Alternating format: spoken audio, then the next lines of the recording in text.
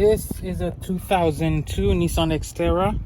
My rear windshield wiper, the switch is not working. When I put the fuse, it keeps working non-stop, and when I take it off, it stops. And the guy told me it's the switch that needs to be changed. So to change the switch, you're gonna have to remove 2 bolts, right? 2, 1 and 2.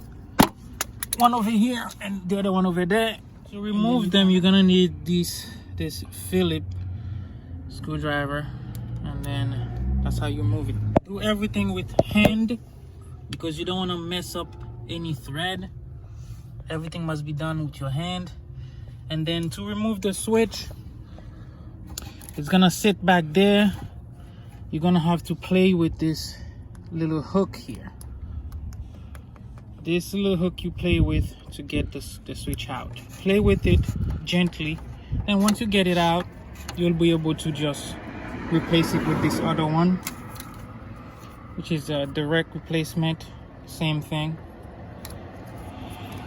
I have to push this here. Yep, so you push this is gonna come out.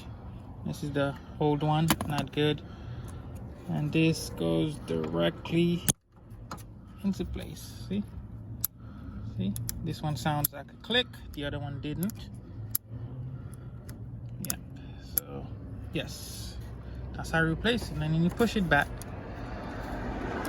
it's going to snap. It's right in its place. Yep. Then you put everything back. Yep. Go back right into place, and with your hand,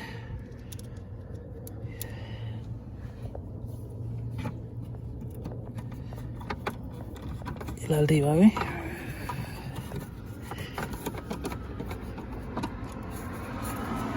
in its place. Yep, this is the fuse.